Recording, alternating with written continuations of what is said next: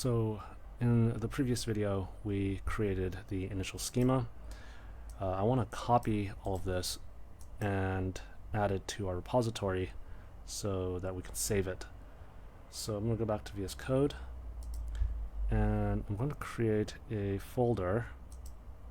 Oh, we cancel out that. Let me select something that is in the root, and then I'll click on new folder, and I'll call that SQL, and I'll create a new file, one.sql, and I'll paste the SQL there.